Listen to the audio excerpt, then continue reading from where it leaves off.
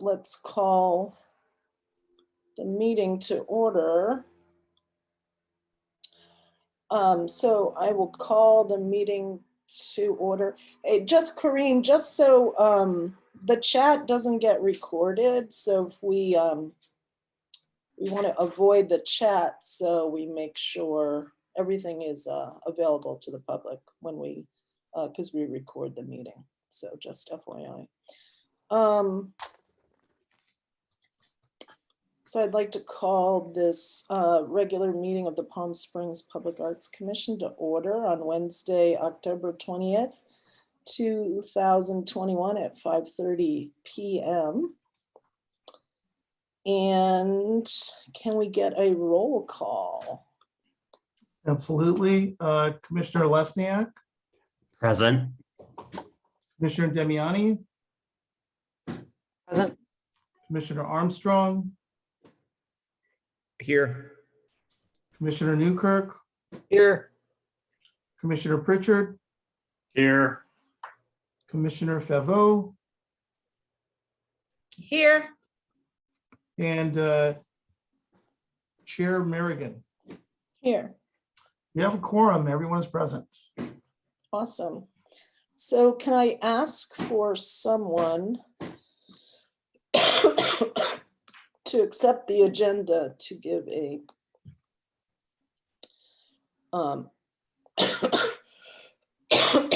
sorry, I move that we accept the agenda as written. and a second, Second.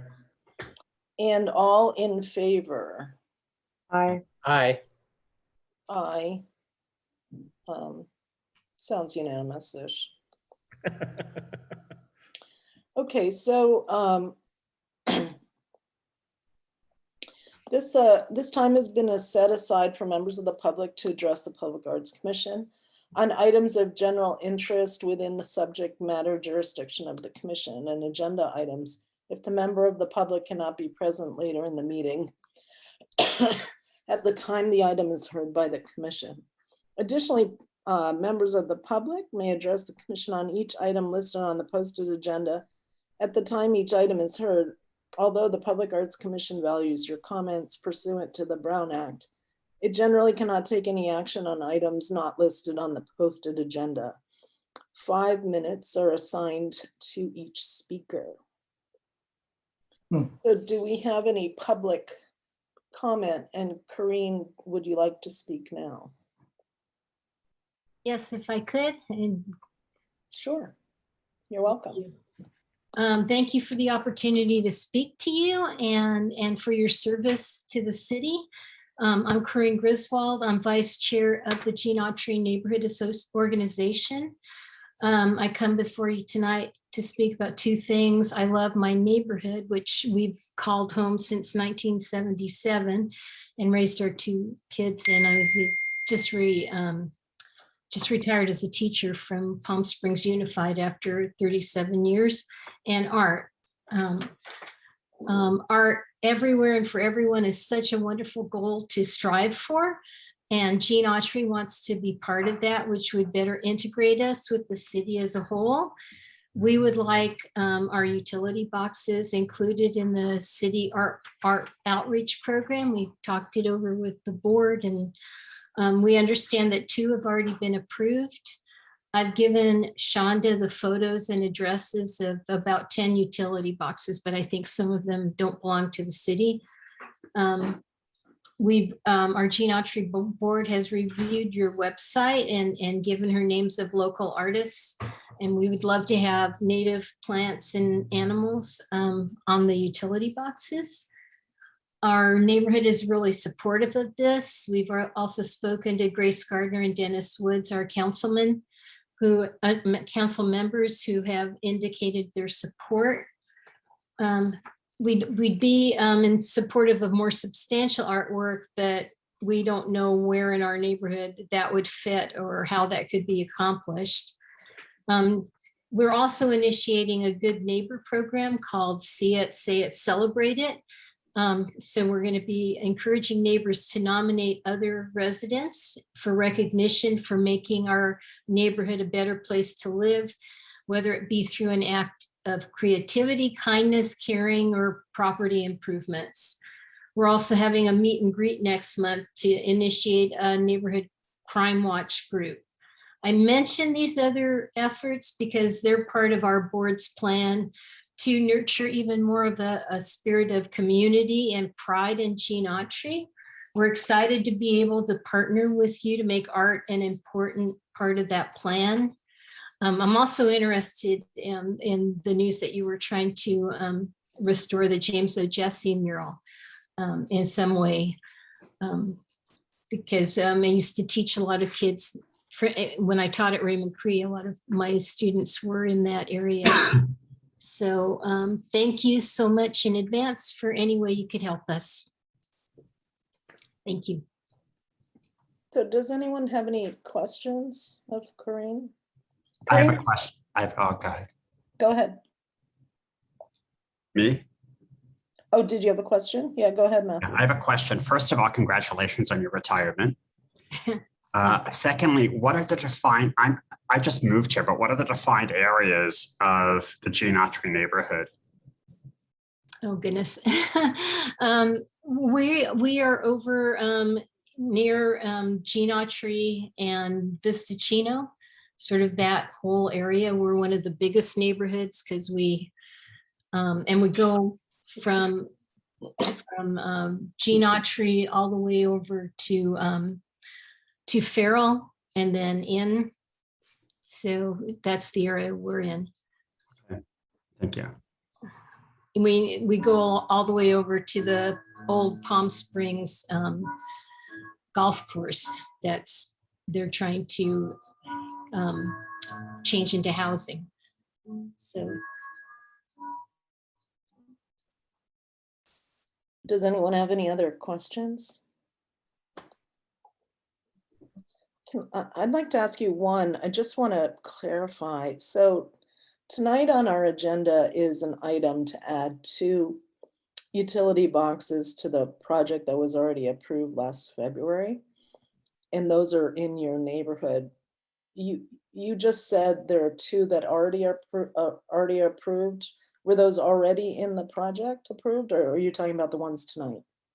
I think they're the ones tonight. I don't think there are any, we were told that 2 of the utility, we turned in about 10 addresses and photos of utility boxes. And then Shonda said that when somebody in the city reviewed it, there were only 2 that were actually owned by the city. The others belong to other agencies. Yeah. Okay. I don't think they're actually been formally approved. Yeah, that's what we're talking about tonight. So thank you so much for coming and participating. Thanks. So I think it's like the second item on the agenda, if you want to wait around. Okay, great. So does anyone else have any questions for Corinne?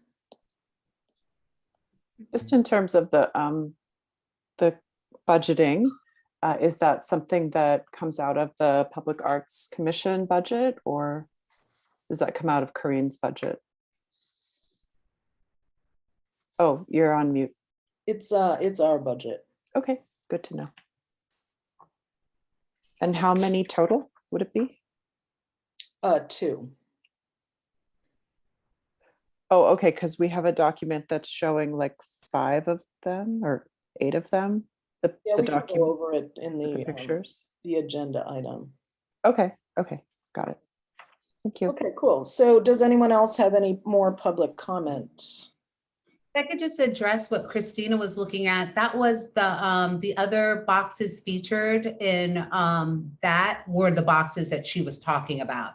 Only 2 of all of those boxes in that were approved.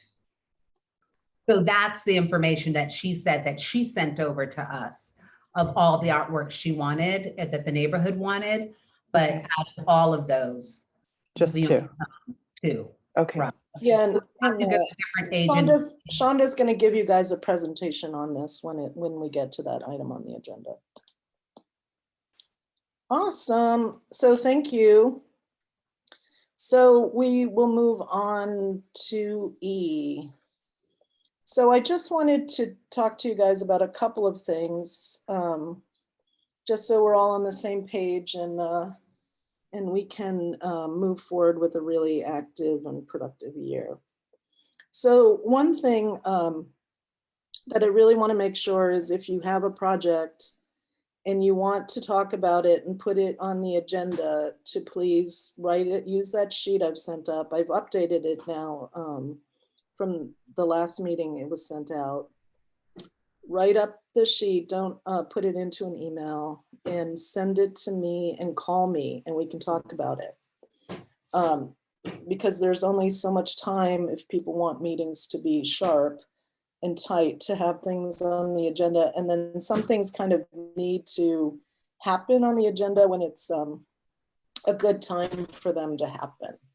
So I spent a lot of time this meeting cutting and pasting from different emails from people to kind of create their agenda items. And I'm not going to spend my time doing that again. So if you guys could please just write the things up like that sheet, and then it will help us move forward in a much easier way. And then we can just attach those sheets to our agenda. So it'll be great.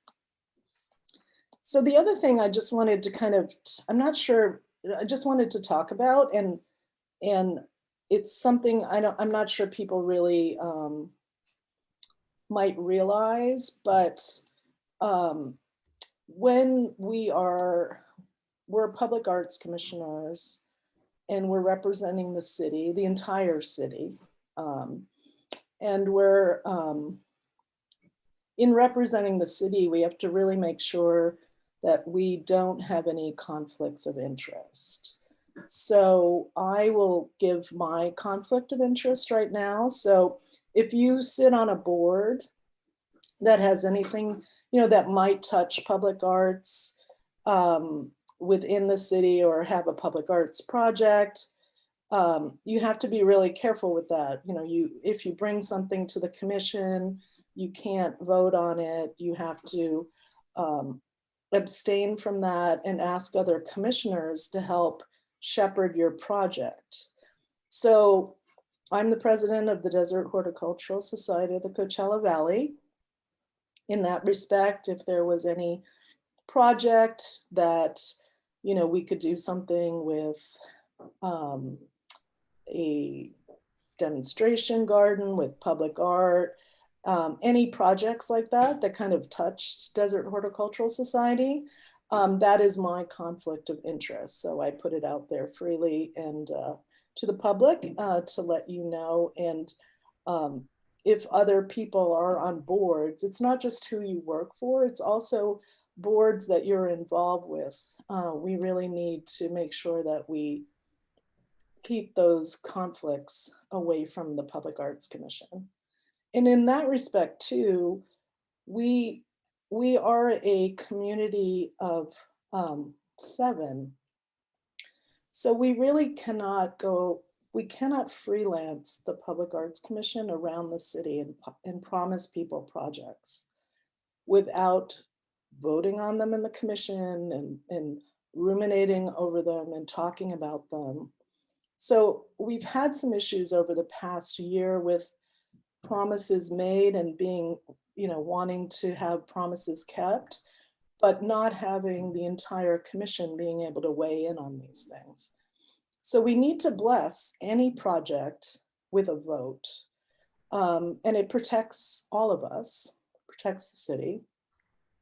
And we know that the people that we are working with, this is a project that the city has put itself behind.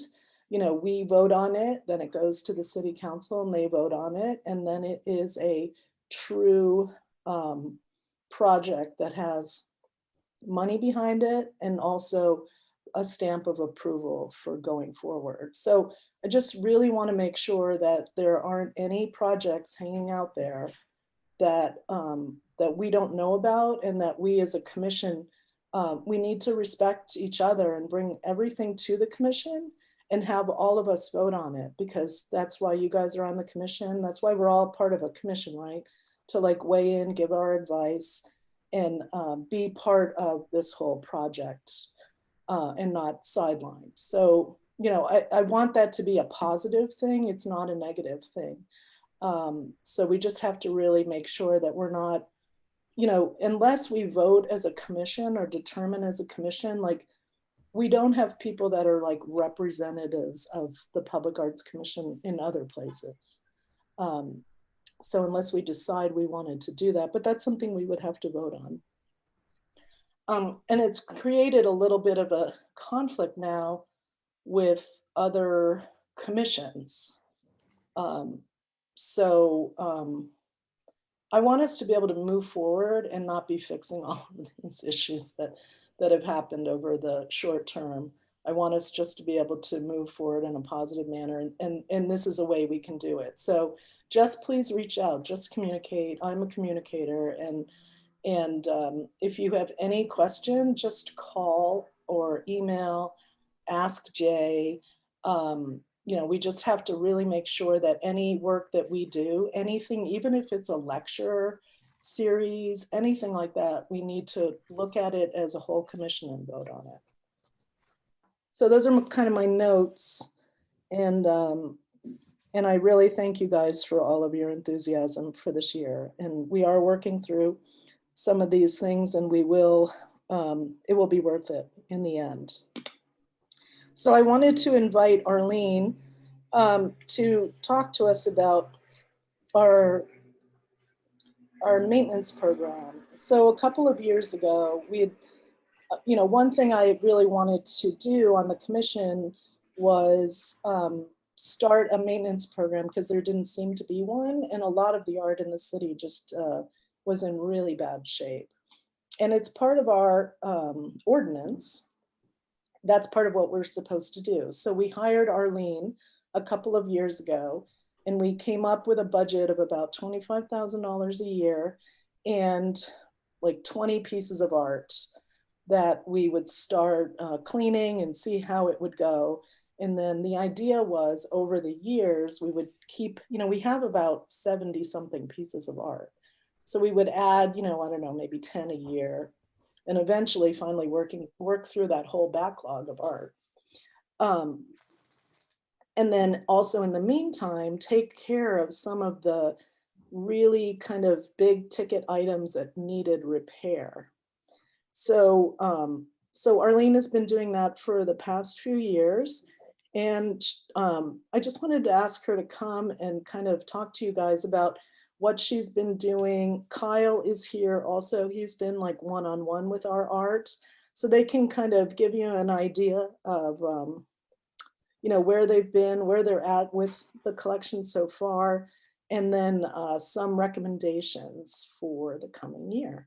So, so Arlene, thank you so much, you and Kyle, for coming, and take it away. Okay.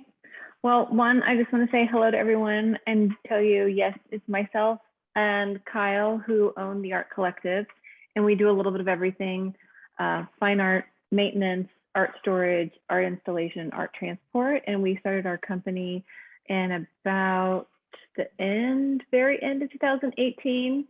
And we're up and running right before that lovely global pandemic that we all experienced. But wanted to thank you so much for the opportunity to have 2 consecutive years of this public art maintenance contract with the city. It's really been a joy for us to participate with this, and something we were extremely thankful for during COVID, because we were able to keep working.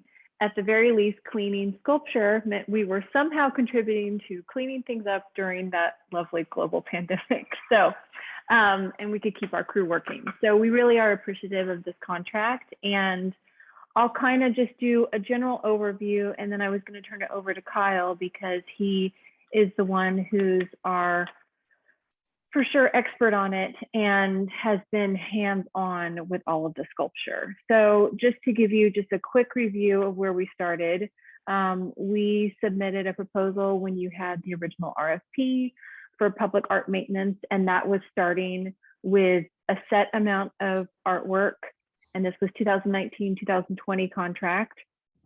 We came and assessed all of those pieces, made a recommendation on how we would clean them, we were awarded the contract and had that first year cleaning the artwork through the pieces that were determined, and really saw a lot of success, especially with some of the bronze pieces.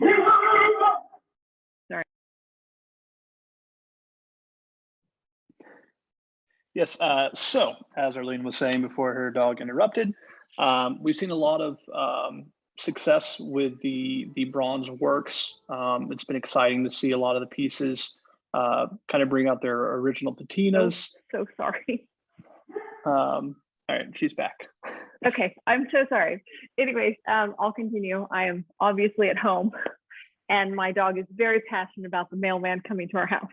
Okay, so going back to what I was saying, with the first contract, we saw quite a bit of success with some of these, in particular, the bronze pieces that were part of the work that was prioritized, and they hadn't been cleaned in quite some time. Going through that first year, we made additional assessments on additional work that we would recommend pursuing, also starting to really put together an inventory list of all of the artwork, part of the City of Palm Springs inventory. That was something that was somewhat unknown. So going into the second year, which we just finished,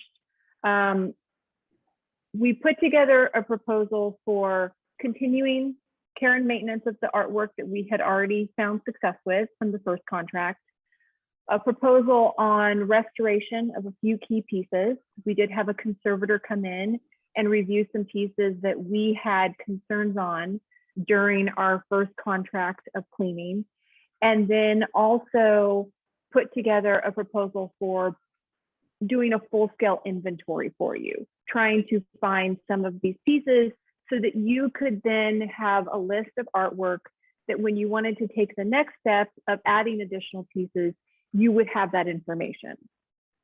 So in summary of what we've completed, we made further progress on the original artwork pieces that we were working on. We have a link that is viewable and the city owns with the pieces that we've worked on, all the reports attached to that of the before and after photos, and then also the artwork we could find, and I'm very purposeful in that wording, the artwork that we could physically find and photograph of additional pieces belonging to the city that are not currently in our maintenance contract. And that was, those pieces were found based off of a 2016 appraisal assessment for the City of Palm Springs that had quite a few art pieces belonging to the city. We could not physically find all of those art pieces. So based off of that original project, there's still more work to do. And we have a list of pieces that we could not find that need more further review and locating if they are still in existence. We also have an updated suggestion of works that we think need either grounds maintenance care to prevent further damage from work, going back to the original conservator report on key pieces that are really in the city limelight that we recommend repairing. There's a few pieces that came back with a considerable restoration cost that we think should be up for discussion on how important these pieces are. A lot of these restoration costs, I think, will probably be over what the value of some of these pieces are. And then also, Tracy, we've been speaking to you about some other pieces that we did some assessments on that were not part of our contract that might need to be moved. So there's quite a bit to discuss. I was here just to give you a general presentation. All of these reports I'm referencing, Tracy, I'll send to you in a Dropbox, and however you share that with the committee, we'll also provide the updated link that has the full list of artwork we have found that belongs to the City of Palm Springs, and included in that is reports on each of the pieces that we have been currently maintaining. So Kyle, did you want to add to that? I mean, I could say a lot of things. I just don't know how in depth we, want to get on some of these things. I think a lot of it's more detail oriented. I mean, I think there are some pieces that are more immediate concern, especially pieces that are in prominent locations. One that comes to mind is the Charlie Farrell piece in front of the Palm Springs Airport. I mean, everybody sees that, and that's one of the ones that's in the worst condition. And part of the challenge we've had with that piece and a number of other pieces is finding out who to contact that handles the sprinklers, because it's getting hit by sprinklers from multiple angles every day. And no amount of work that we do in maintenance, it's still getting hit by water. So things like that are a concern. And again, just prominent pieces.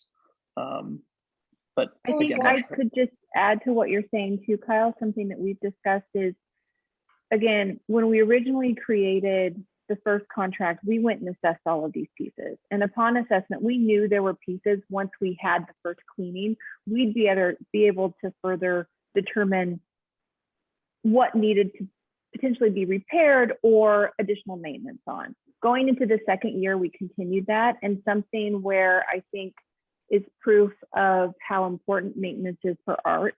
At the airport, there's a statue of JFK. And part of the first contract, when we originally assessed the piece, it just looked like it needed a thorough cleaning. After cleaning it twice, which was part of our contract the first year, we actually thought there was something else going on. So going into this contract, we actually brought a conservator with us to the airport who determined that the piece could potentially have damage, but we should work on it, clean it a little bit more thoroughly. And so Kyle spent, what, two full days at the airport on that piece? yes, Separately? yeah, there was, yeah. I think, and surprisingly, as opposed to what the conservator was concerned about, was actually able to bring it back to the condition it should be in, which surprised us. We thought this was going to have to go onto our list of a full restoration. So that piece, by having 2 years of maintenance, cleaning, and then having a conservator even come look to see if maybe a different solution was needed, actually turned out to be a successful venture, and a piece we already have noted on for our next proposal to really monitor, because it's something that we need to watch closely to see if that residue comes back and what is causing the residue that was actually damaging the piece. So Kyle, you had noted that that would be potentially jet fuel, or what was the other thing? So there was a few options. Yeah, when we were talking to the conservator, again, this may be getting too detailed. This was just a big win for us to clean this one up. There's a tree above it, so we weren't sure if it was sap or, at some point somebody could have maintained it with a lacquer or something like that. There's a lot of possibilities. So I think that piece is really important to continue to monitor because of the state that it was in. Once we finally figured out the solution, it was 6 to 7 hours of just, continuous clean to get it. It looks amazing now, but I think it's important to monitor that particular piece just to find out what caused the original buildup on it. Yeah, sorry, that was detailed. I just wanted to call out a particular reference so that you had an idea. And again, I'm saying all of these things when you have the visuals to go through. We're happy to respond in a more detailed way, but ultimately, going forward, we would propose continued maintenance, in particular on the bronze pieces that we've already been maintaining. Those really do need to continue a biannual cleaning for them to be waxed and keep the current status that we've brought them to. And then reviewing which pieces you think need to be prioritized for adding to the maintenance. And then going through some of the pieces that have issues, whether that's restoration. We've talked about a few pieces that need to potentially be repainted. The John Clements pieces, Tracy, you and I have spoken about those, but in prepping for this presentation, Kyle noted those actually, if they're not going to be moved, those at least need to go on concrete bases, because currently 2 of them are not, and they're therefore sitting in a moist area, which then starts to damage the piece. So I think we're very happy with the progress that we've been made, but knowing your committee's commitment to really starting to fully maintain the city's art collection. I think it would just be a discussion of what you want to prioritize next. Two of the pieces that we had the conservator come look at, depending on what budget is available. Kyle already mentioned the Charlie Farrell, but I'd also call out the Felipe Castaneda piece that's on Palm Canyon. That's in a very visible area. I know for a fact that's an artist that has history and value to it. Both of those pieces came in for restoration costs between $6,500 and $10,000, which is somewhat normal for restoration costs, especially if it's involving bronze. So I think there's certainly future discussions that need to happen. We wanted to give you at least a roundabout of where we've been excited to see this progress. And we'll certainly be offering a formal proposal of what we would suggest prioritizing based off of just the knowledge of some of these sculptures. So, sorry, I have a quick question, two quick questions for you then.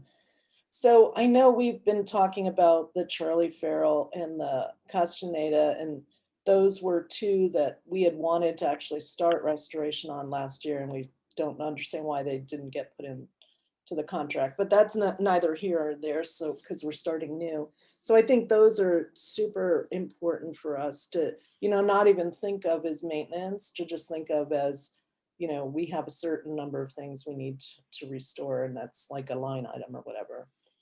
But and then the Clement pieces, we always go back to the Clement pieces. I think they're beautiful, and it just really disturbs me that they're so poorly installed. And I told everybody that I've sat at the coffee shop at Ernest Coffee and seen trucks hit the Clement sculpture there. I don't know why it was installed. Oh my there, gosh. right next to the street. And they're so beautiful. And, I really think they should be shown together. And I've mentioned, if we could do that at City Hall, I think it would be super beautiful. But if not, we've been talking about, divesting art. So your input on some of this is a really good discussion we can have with City Council, right? Like, the Clement piece at Palm Canyon Theater is on grass, Yep. right? So it's making it deteriorate. And then I think the city was painting them every few years, but I don't think that has been done in a while. And, they really need to be repainted.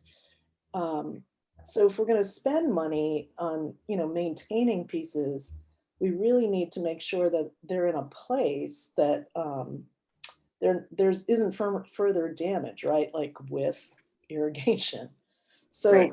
To do the Charlie Farrell is so important. And maybe we ask you guys if you could give us, maybe you recommend like, in your estimate, right, to the city maintenance staff. And Stacy is really great, actually. So I think if we brought her in on the conversation, she would be really helpful to us about these maintenance issues. But maybe we say, maybe you guys have some kind of recommendation, like, surround this statue by so many feet of gravel, or, something like that. So we can give maintenance people like a way to start looking at it. Because if we spend $10,000 restoring it and then the sprinklers are just hitting it every day, it's just a crime and a shame. And Agreed. It's not anything that anyone wants to have happen, right? So, and they did work with us at City Hall with the Mayor Bogart statue, because that was being sprinkled on all the time. So maybe if in your, maybe in your recommendation, if you kind of have a little thing that we can provide to the maintenance department, I think they'd be, that would be really value added, and they would look at it as a positive thing they would want to help us with. Great. In regards to Charlie Farrell, that's actually a relatively easy solution. In my opinion, what I've seen is it's the direction of the sprinklers, because at one point a sprinkler literally directly blasts a piece enough to where there's water spraying everywhere. So I think in regards to that particular piece, that is a relatively easy solution. And the John Clements pieces, I couldn't agree more. I mean, they're in such prominent locations. I mean, they haven't been, that's what I'd heard as well. The city had been painting them every year. I mean, they're just faded. I mean, you look at how much Palm Springs is, glowed up, and it's just, then you see these, amazing pieces that are just kind of forgotten. And then you mentioned the piece from the theater. That's the one I'm most concerned about, because at some point it's going to become a structural issue, the deterioration, and then suddenly it's a public hazard. If some kid goes and swings on it, it doesn't have the structural integrity because of where it's resting.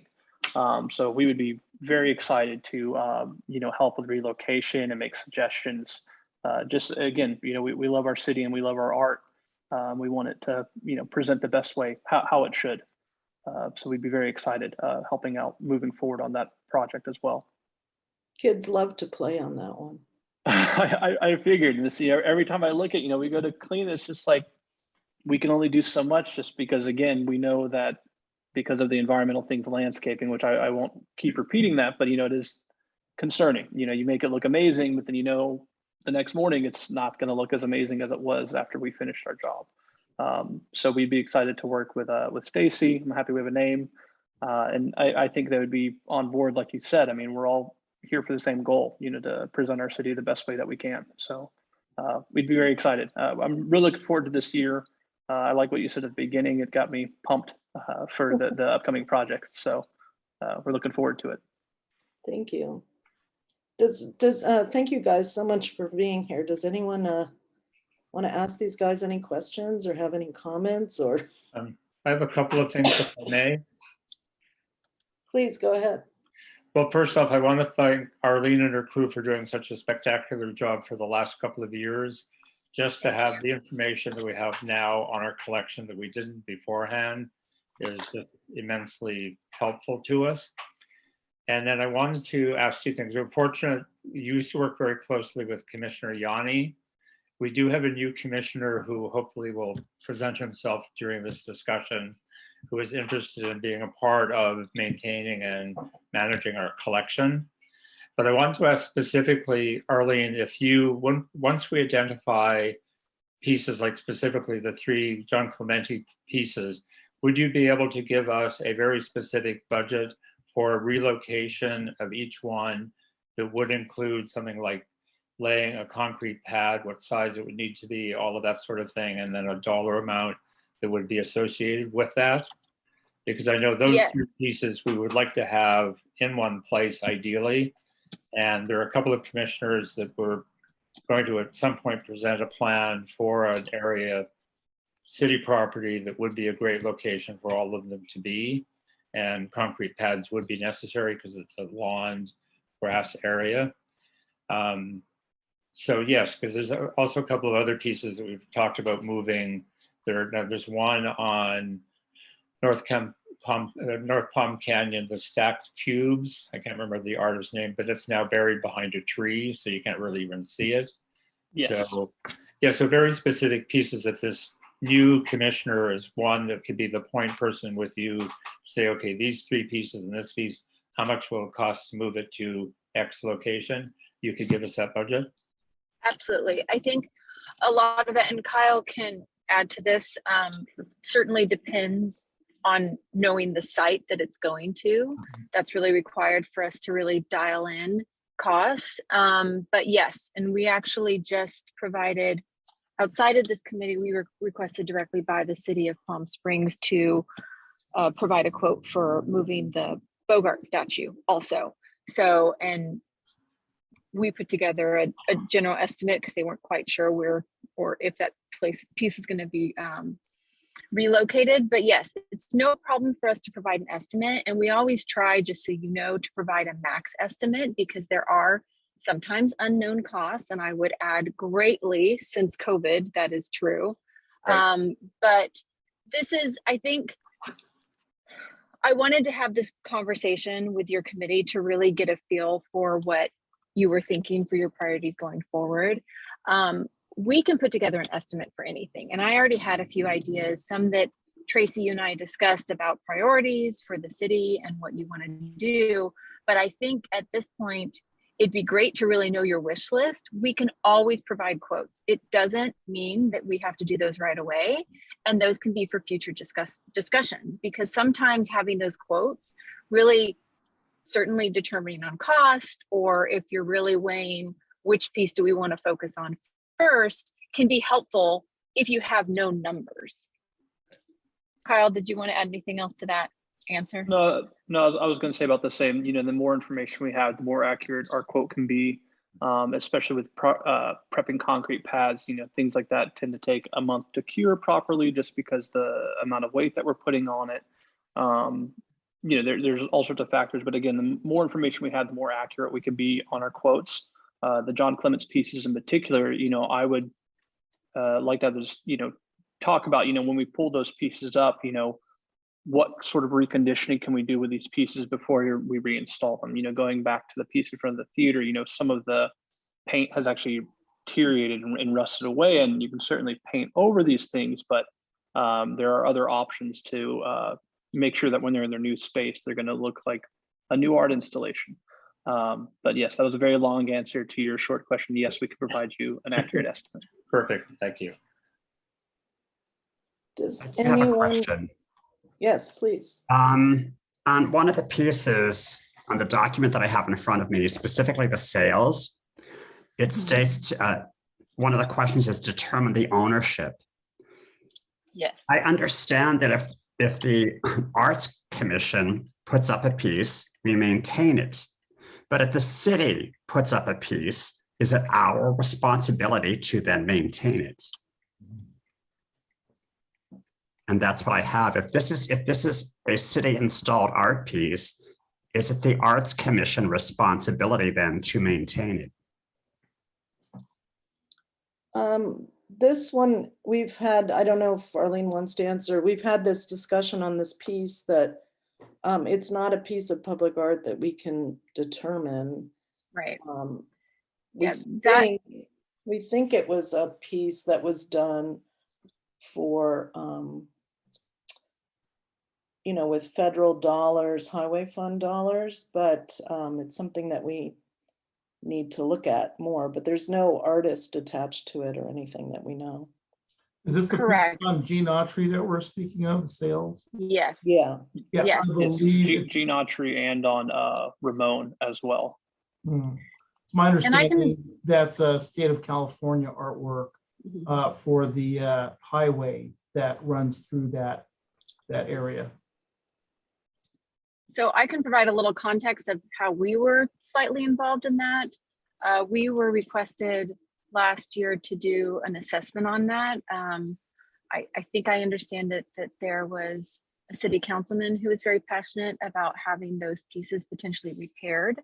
Upon assessment and further discussion, we determined that yes, those could not be confirmed ownership with the city of Palm Springs, which then does not give us any latitude or approval to do anything further. So we provided a general assessment on those pieces, and that's really the extent of how we were involved with that.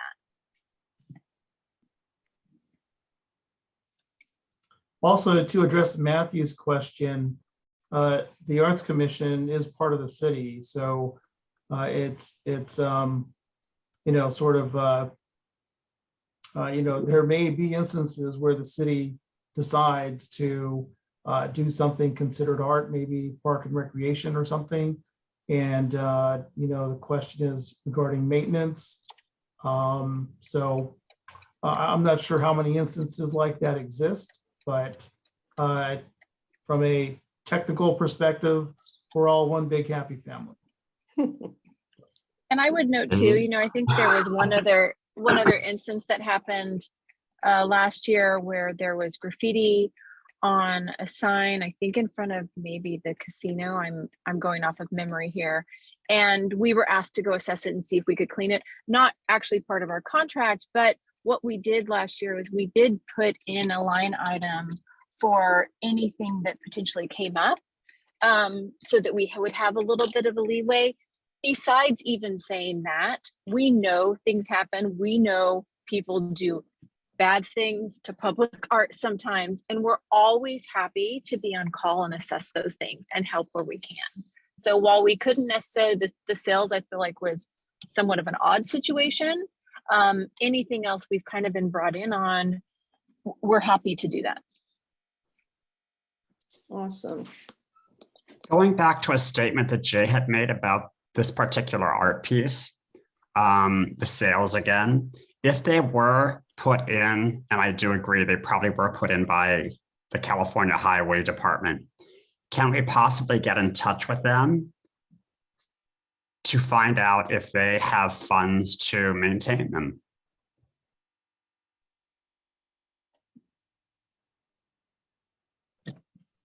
Sorry, I had to. For Jay. Yeah, well, I don't know, Arlene, if you have any contacts with them in the research you were doing, but you know, you can definitely make that request. I hear. Of course, I think we've started to go down that rabbit hole.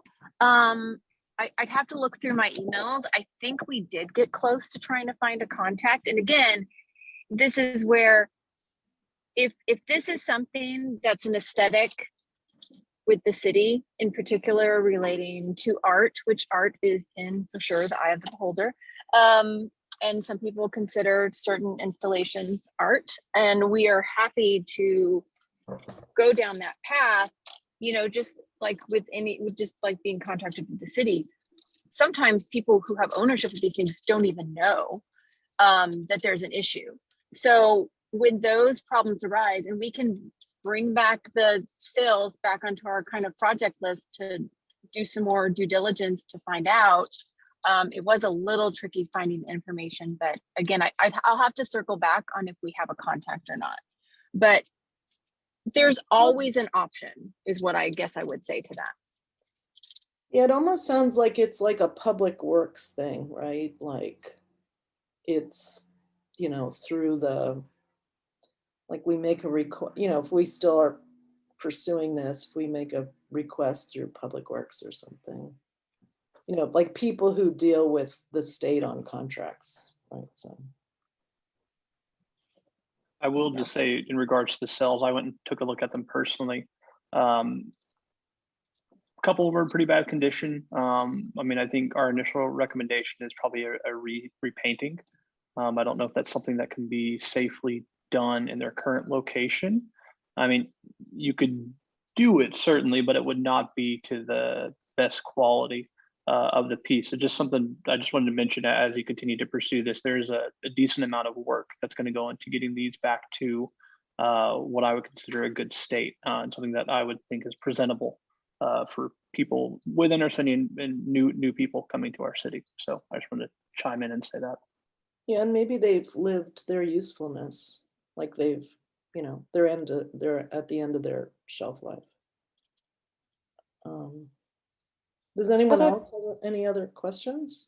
Yeah, so in terms of the budget, I think Chair Merrigan mentioned a figure at the start of this discussion, which seemed small in terms of like our budget as a whole and in terms of the scope of work that we have before us. So I'm just wanted to open up the discussion in how much flexibility we have in increasing that budget, because it seems like we should be devoting a sizable portion of our annual budget just to maintain the collection that we already have. Yeah, that's a great question. And that's one thing I wanted to bring to the next meeting, is to have a discussion on our budget and where we want our funds to go, because it's not something that we've really done over the past few years, to really take a hard look at, you know, we have this amount of money and what do we, you know, want to kind of blank set aside for things that we have to do, things that we'd like to do. And figure out where everybody's comfortable, right? So that's one thing I wanted to bring up at the next meeting. And then, yeah, we need to like put way more money at this contract. This contract has ended, so we do need to renegotiate a new contract. So that's when Russell said the thing about the committee. We have a committee now, and whoever else wants to join it. So it's Barrett, Christina, Matthew, and I. So we're a 4-person committee, so our meetings will be public noticed. So we have to kind of, what we did last year, right? So well, you weren't on the commission. So we went through Arlene's recommendations, and then we came up with a recommendation for the next fiscal year. And then some of that is what she worked on. And then other pieces, I don't know why they just, we need to work on the Charlie Farrell. We need to work on the Castaneda. We need to work on the totem pole. There are a number of pieces in the city that we really need to jump on. And part of that is also, putting that to city council and saying, we need to put our money where it's really needed for these pieces. And then also use that as, hey, the totem pole is always going to have an issue being in that park. Maybe we can move it inside somewhere, or, maybe we could take it to the convention center, someplace where it's not going to be near any irrigation, it's made out of wood. And I it think has it's in an that park issue. for a reason, though. Do you know the reason? Oh, because it was a gift from our sister city. Yeah, but it doesn't necessarily have to be at that park. Oh, but it's Or in, no, it's in Victoria Park. Yeah. Yeah. Oh, it's the Hunt totem pole is a gift from the Hunt family. Oh, then I'm thinking of a different one. Yeah, they're a famous artist family who carves totem poles, and they gave that to the city. So I don't think, some we don't know why things were put in certain places, but I don't think, maybe it was like, oh, this would be a nice place for it. But then as time goes by, it's wood, and we need to take care of a number of these pieces in a better manner. So yeah, we have to put some money behind these projects because they're really important. It's part of what is in our ordinance that we're supposed to be doing. So I would just add to that note too, when we started the first contract, there was a very clear set fund, and that's why there were only a certain number of pieces chosen to get this started, to at least start the ball rolling for the care and maintenance. Last year, there was a little bit of back and forth, and something that you had referenced, Tracy, too, is that we had proposed 2 pieces in particular that we thought should be restored immediately. And I can't recall the exact reason, but I know that budget was pared down considerably and ultimately landed on just maintaining what we were already maintaining, and then adding the inventory link, so that going into what we're doing now, into this discussion, there would be at least a list that a known list, not only what we had been working on with both contracts, but also the pieces that had not been started on, so that when we looked at potentially and hopefully on our end, a third contract, your committee would have full information, or at least as much information as we could provide. So one question on that. So the inventory link. Yes. Excuse me. Are you going to, so last year it was, it's been just the pieces you were working on. Correct. So are you going to add, even though you might not have all the information, but add all of those additional pieces? So we Yes. have okay, great. Yes, and we've done that to the best of our capability, minus the pieces that need like a full-on Palm Springs version of Clue to find. Yeah, exactly. There are definitely Sherlock Holmes. Yes. So we do love a good mystery, but not necessarily when trying to physically locate art. I know, it's so funny. And then I know this is just a technical thing, but will we be able to download a CSV of it? Yes. And upload it? Yes. So we used the same database system that we use for our art storage clients, because it can do a multitude of things. One, you have a link that's easily accessible with visual images that can be uploaded with documents. From there, I can export all of that information into CSV, Excel file. We can make PDF reports. We can do a variety of things pending your needs. ultimately our first priority was just to get the information and get it into one location. But also knowing this is a city, we know that that needs to have a history too. So we also included all the information from that 2016 appraisal assessment, because we found some of the notations on that appraisal need to be reviewed, but also putting a historic reference so that you have this information going forward, which is really necessary should these pieces be appraised again, should you need to get formal values on this work. All of that information is extremely important, despite us just giving you a little bit of show and tell on our progress. So the link is really meant to be somewhat all purpose. And from there, we can, you know, separate, add, do whatever you really want with it. And then, so then we can provide that to an appraiser to do. Yes, correct. Great. Yeah, because what we had decided was that we would, so for the commissioners who don't know, we've been going down this route of creating an inventory, which, you know, we had this Excel sheet from 2006, that's all we have. So this has been this journey.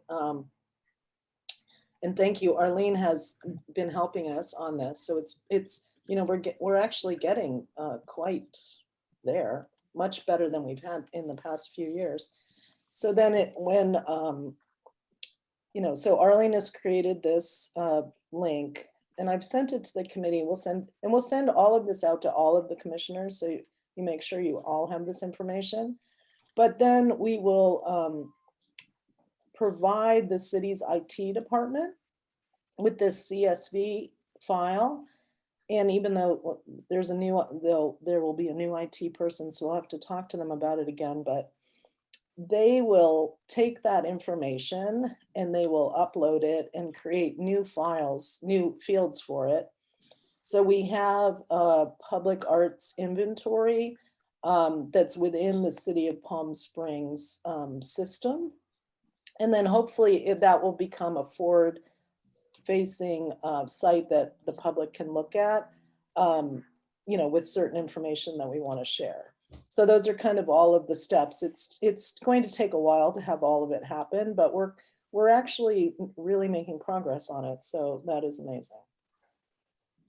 And I think to not overwhelm everyone so much, what I will be providing with you, and Tracy, what you and I have been discussing is, one, you'll have the final reports for everything we've done this past fiscal year for our contract, and the list of maintenance recommendations we would recommend for groundskeeping, the proposal for an upcoming year, and then also our report that we provided last year, but I've updated a little bit on the pieces that have issues that really should be looked at on what you want to prioritize.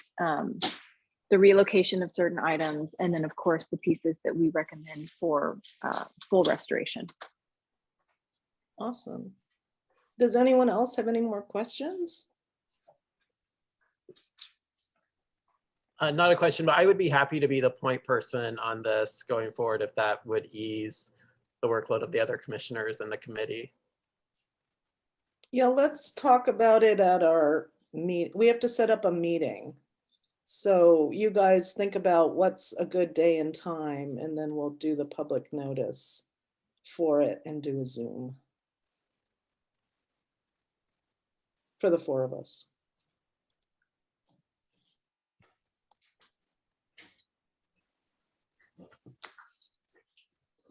So we can get everybody in the loop.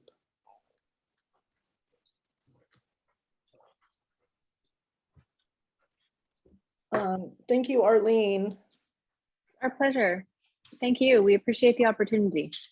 Yeah, thank you and Kyle so much. You guys have done great work, and I really appreciate you being here.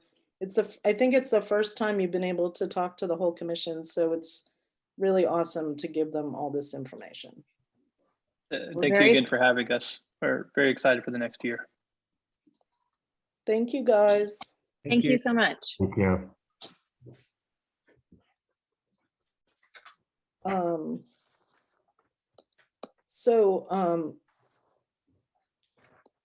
So that's the first time we've had them as a full commission. So I really wanted to make sure that you guys are all in the loop on this. So we can think about how much money we want to budget and what we think we're going to ask for in a new contract. So we have to make a proposal and then have a vote on it and send it to city council. So when Arlene sends the rest of the material, I'll make sure that the whole commission has it, and then we can come up with a plan on how to kind of meet on it. Since it's 4 people, we haven't all talked all at the same time. But when we did this work last year, it wasn't a very long-term committee work. We just kind of made a budget and kind of went through our needs and assessments of the year, so we can work on that. So thank you so much, you guys, for volunteering for this. So the next item is the Parks and Recs Commission discussion and presentation. And I did send, I think Jay might have missed the email, but I did send out a link to Parks and Recs meeting and where they were talking about the moving the bike rack and placing the tot. And they're very upset with the Public Arts Commission and feel that, and this is not saying they're right or they're wrong. They feel very slighted and not, they don't feel like we're collaborating with them at all. So we're kind of on our end, you know, I looked through the ordinance and, you know, we followed what we did with the ordinance, but we need to always really like reach out and be collaborators within the city, since we're all in the same pot and we all want to be friends, and we don't want people like, I mean, if you guys watch the meeting, it's brutal. It is absolutely brutal, 3 hours long. So I'm going to go to their meeting on Monday. Both Russell and I are. And I'm going to do like a mea culpa of not keeping them into the loop.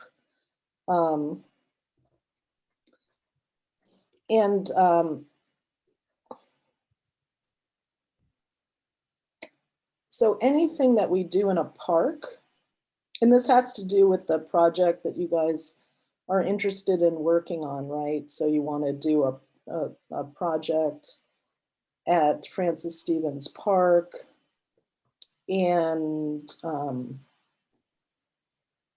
with that location comes a couple of things. One, it's a park.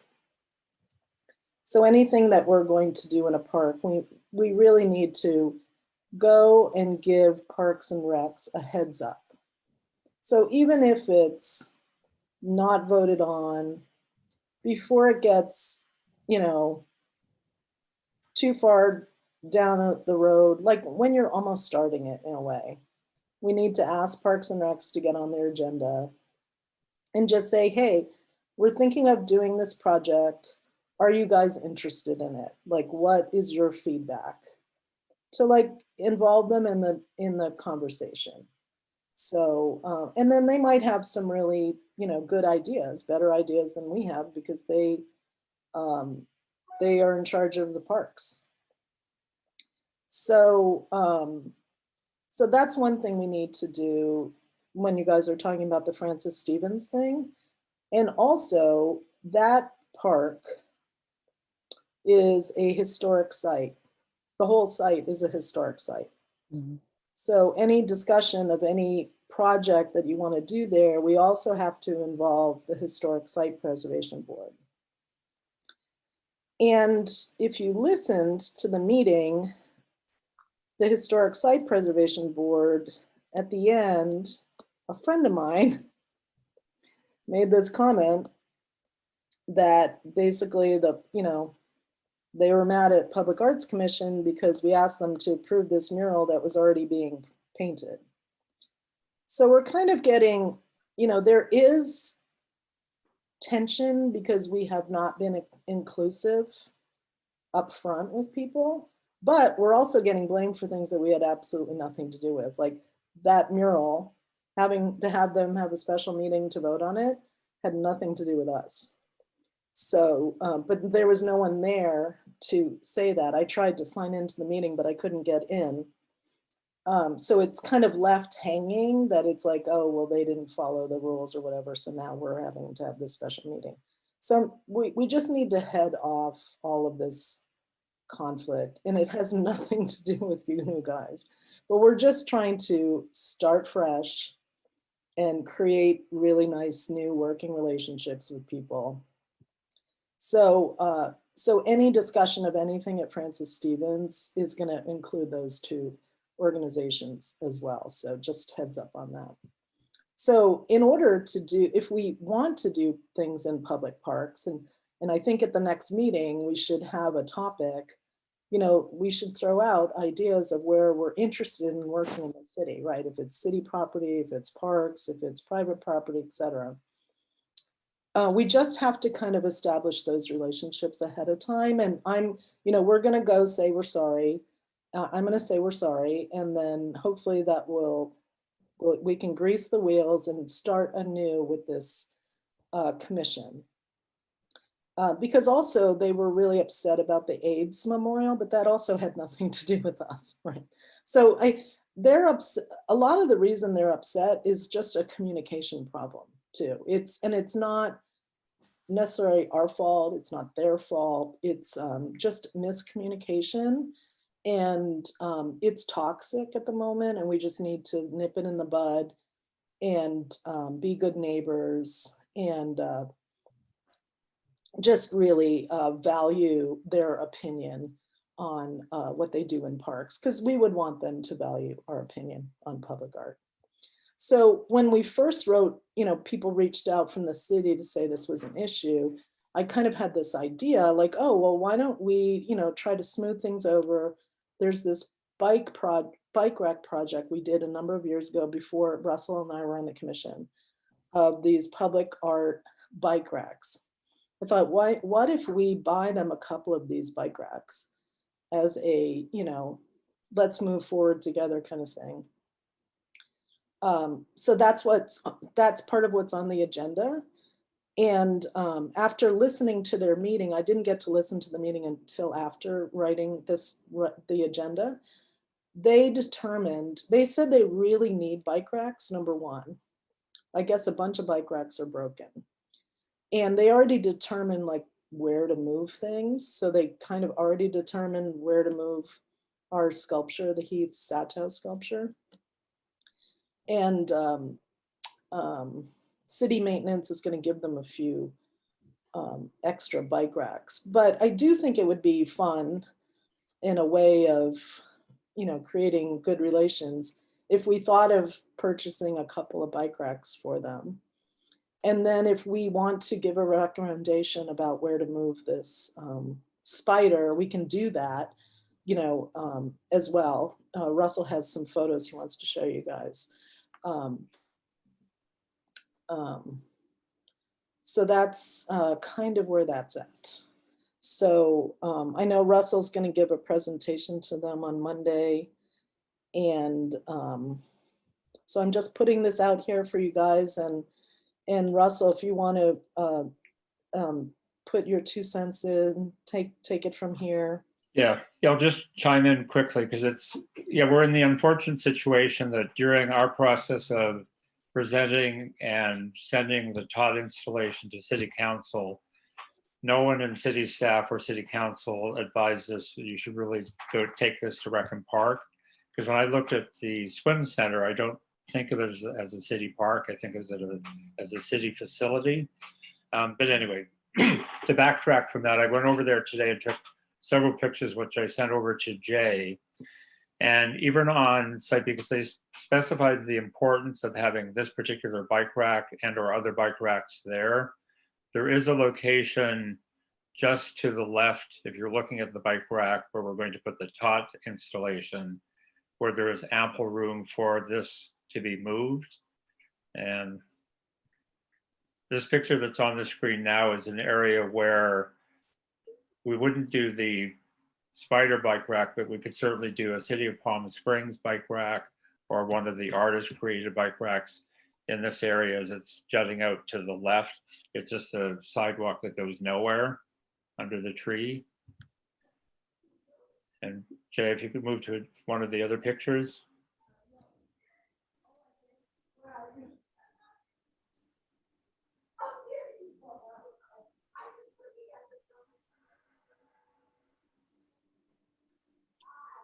So that's at the swim center. Right, but there's a location at the swim center. I think this again is just an area that's open space that would certainly accommodate one of the City of Palm Springs or the Sustainable Committee bike racks. But then the other picture that I sent you, Jay, is to the left of the actual entrance to the swim center, where there's also the gates to the skate park, and there's some tennis courts there. There's an open area that would fully accommodate the spider swim rack or bike rack that's already there. Right here in the left side of these gates, there's ample area for the underneath those palm trees and the clipped hedges. That would be a perfect location. It's literally like 20 feet from where the existing rack is at the moment. And in all of the times I've gone to the swim center, today was the first day that I actually saw a bike chained to the bike rack. But so there's ample space there, which we could recommend to Park and Rec that this would be an ideal location to move it. That's 20 feet away. Yeah, I expected, because of what we were told, I expected them to say like, oh, there's, bikes attached to this bike rack all the time, but they didn't really say that. They said they need more bike racks. Right. So if you guys, it's kind of up to you guys, like what you think we want to do. Like if we want to say, hey, we'd like to move the spider here, it's just our recommendation. And Tracy, do we know what the price tag is for the artist created bike racks as opposed to the ones that would be the free City of Palm Springs bike racks? I know that we originally paid $5,000 for them, but that included the fee to the artist. Yeah. So I doubt they'd be that much. Yeah. But they could be really dynamic there, right? Like, that area is so like blah. Well, yeah, and certainly once all the pod concrete. installation is there, because it's going to be so dynamic, if we dropped in two of the artist bike racks and suggest that they just move the spider rack over to that area, then that should be a win-win situation. I would think. I read that article I included on the agenda.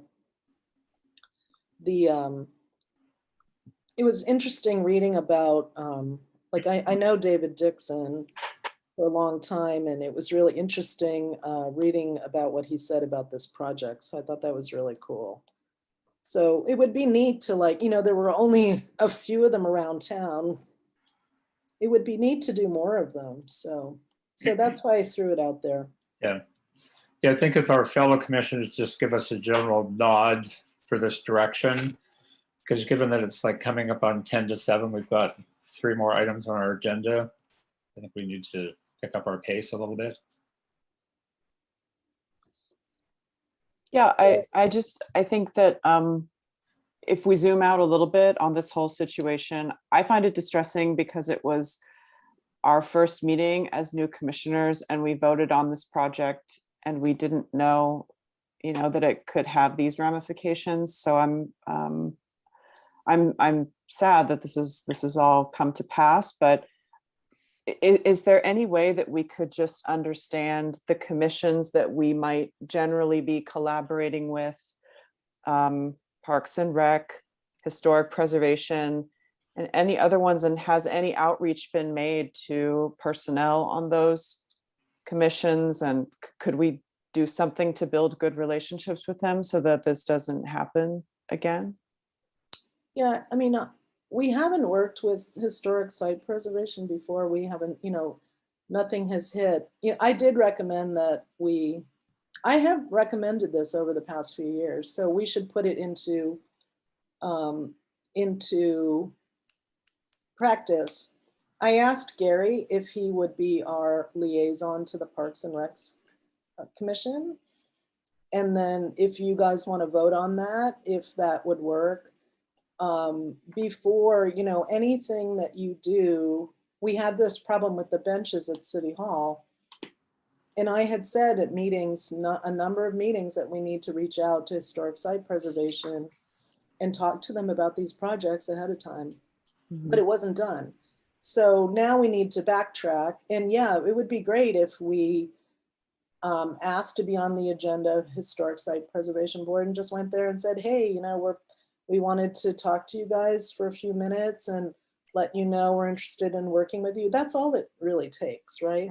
Right. So we paid for a lot of projects in the parks and recs over the past year, and that seemed to have completely backfired. Like, we have no well of goodwill with them. So I talked to Gary about it for a long time, and he graciously accepted to do that. Hopefully that's still the case. And if we need to vote on it, we can. But if any of you would, if you think about it at this meeting, right, and say, hey, I would like to reach out to historic site, and then we will do that. But we need to kind of have a little bit of a brief right before you go do that. So maybe we come up with a brief that works for all of them or something like that. Because it's, we're all on the same team. And it's not good to not, I'm a collaborative person and I have relationships all over town. And I don't like to have this kind of, it just was crushing listening to that meeting last week. And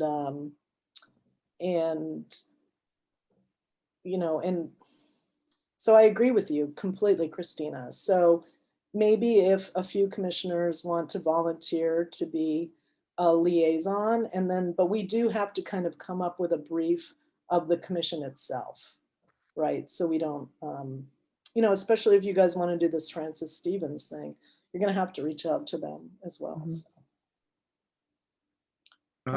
That was the one thing that when Christina and I met, it was, we know we want to do something here, and we knew it was parks, and we were just like, give us guidance on how we pursue it, because as I mentioned to you, Tracy, I don't want to go down this road of brainstorming and writing and coming up with amazing ideas if the parks is like, yeah, that's nice, but no.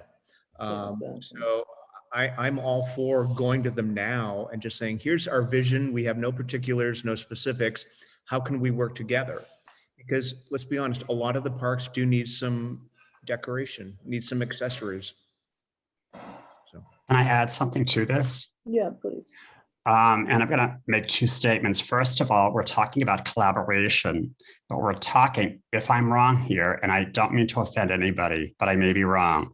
We're talking about placing bike racks in a park without first asking the Parks and Rec where they would like the bike racks to be placed. No, we need to go to them first and ask them if they would like us to do that and where they would like them to be placed, as opposed to us offering suggestions. We can do that, but we need to also include them in the discussion.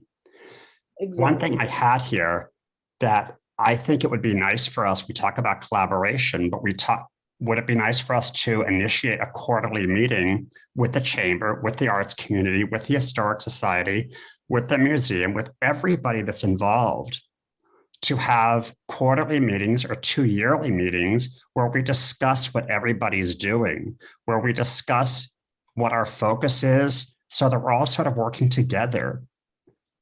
I think Because that's a right great now, idea. it takes a lot of time for everybody to go to everybody's meeting. Yeah. No, that's a great idea. And if you want to, if people are in favor of that, you could pursue starting to try to get something like that up and running. No, You're I talking do about agree like with you. We can only make we're responding to their meeting, so that the purchasing some racks for them was my idea. They don't have to take it, right? It's, it's completely up to them. I just thought maybe if we offer it, we don't have to either. And we don't have to offer them a place to put the spider as well. We could just, or we can say, we'd like, if you guys haven't reinstalled it already, we'd recommend to put it here. So up to you guys, however you guys want to take this. We are going to the meeting anyway.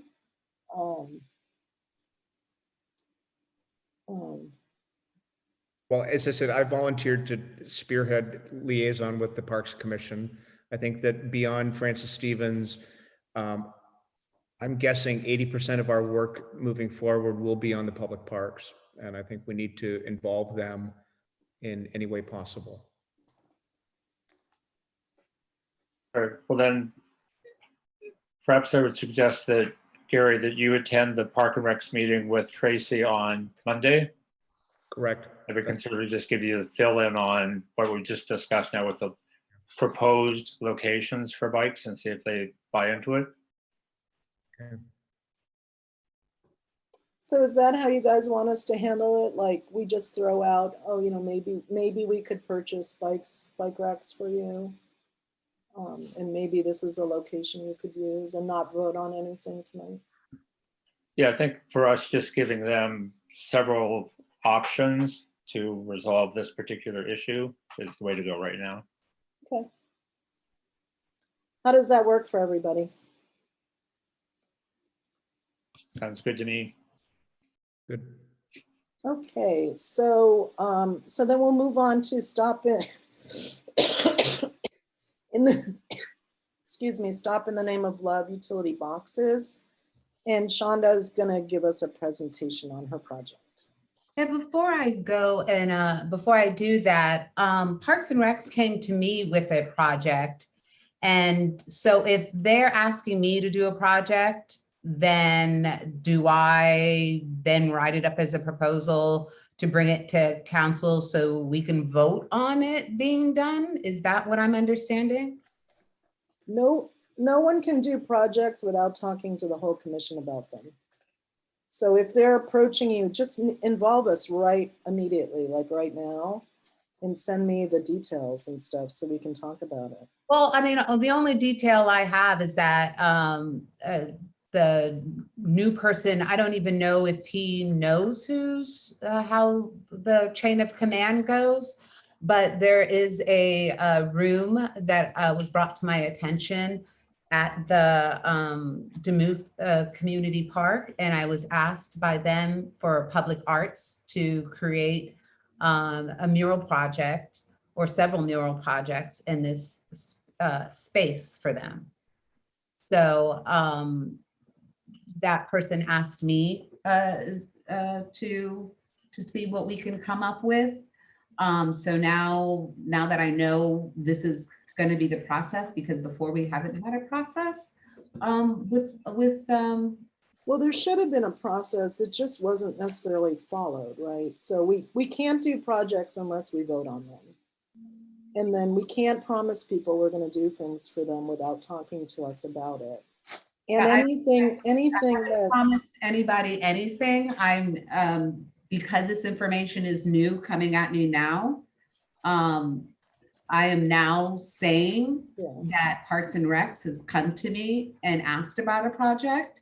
I have taken pictures of the room. I can submit those pictures to the group, but I have not said anything to anybody at Parks and Recs. They asked me to do it. I took pictures. I'm like, okay, I'll see what I can do. And that's all I said. No promises to anybody. So if anybody comes out and says, Shonda promised me this, hasn't promised anybody anything. No, thank you very much. And just so everyone, everybody remembers that public art has to be visible 18 hours a day. So normally we can't really do things inside unless the public can see it for 18 hours a day. So it depends on what kind of room, things like that. So yeah, if you send us the information, that would be great, Shonda. So thank you so much for mentioning that. Okay, now on to Stop in the Name of Love. So far, hopefully you guys have gotten all the information. 8 traffic boxes have been painted. Actually, there were 9 and 1 was removed. The link has been sent to you for all the artwork that was submitted to the project. And I feel, I don't know if this is right, that Gene Autry's project is a different project than the Stop in the Name of Love because it has to be approved outside of it. I don't know how this would work, if it was an addendum or what, because this project has already been approved. So I'm a little sketchy on the details of how the Gene Autry's boxes will get approved. So the reason that they need to be approved is because each box itself was approved by City Council. So these were not part of the boxes that were approved. These are in addition. Yeah, I know I understand that. And unfortunately, I think we have a communication problem with each other. What I'm saying is that the Gene Autry project is a different project. So is it going to be approved as the Gene Autry project? Because the way it's stated now that it's an addendum, I'm understanding. I'm not understanding how this is getting approved of these 2 additional boxes being okay. So you're not going to show anybody. I had hoped that you would show people the project.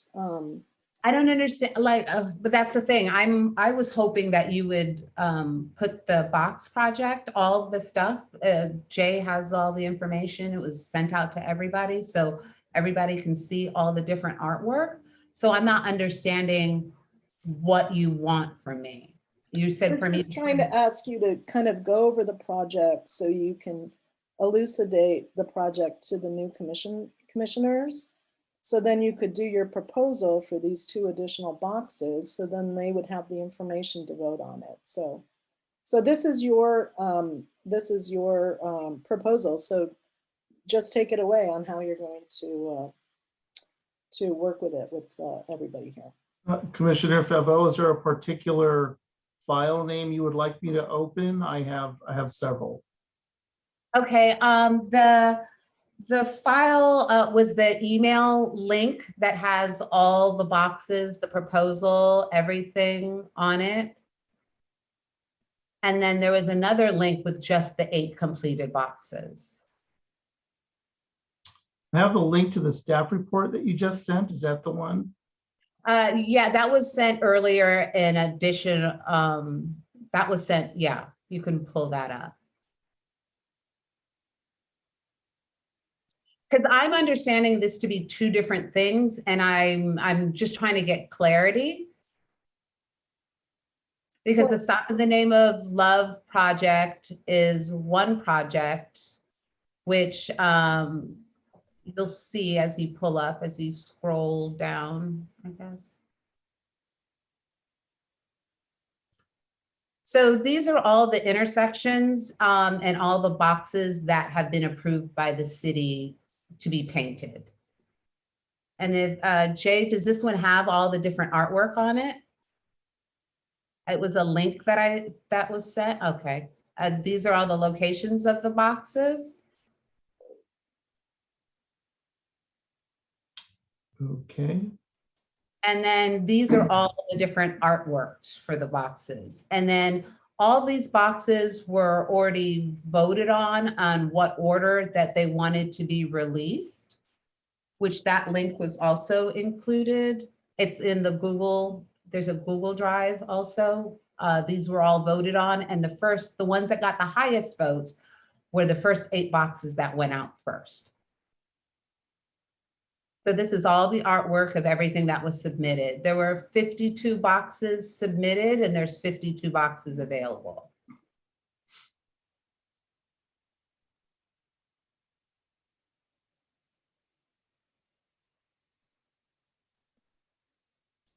And the Gene Autry project, they wanted to have some of this artwork, or the artists that were on our website, they chose their artists that they wanted for their neighborhood for the 2 boxes. Now, there's several ways we can do it. I can ask Corinne if she wants to choose any of those designs, and we can get those designs. Whatever designs that they look at, they can ask for. And then I guess the committee would vote if those 2 those 2 artists that they chose, it's okay to approve for those boxes to be done. So unfortunately, I'm at a little bit of a loss because I've never had to present something like this before. And I feel like these are 2 different projects. And I just want to make sure that Corinne and the Gene Autry neighborhood gets their 2 traffic boxes that they would like. These are the 8 boxes that have been completed and the intersections that they are currently. The city, 2 of the boxes on the day that we had 121-degree heat, they overheated, and those, from what I know of personally, of actually driving past those boxes in the last 4 years that I've been in Palm Springs, those intersection lights have gone out, and on that particularly hot day, those boxes went out. And one of the boxes were decommissioned because it was wrapped in astroturf, and the artist failed to put the holes at the bottom. So then that one was decommissioned, and that's the only one that's been removed so far. So here is what you're looking at right now is the boxes that the Gene Autry neighborhood wanted. And you'll see, I don't know if you can scroll up a little, Jay.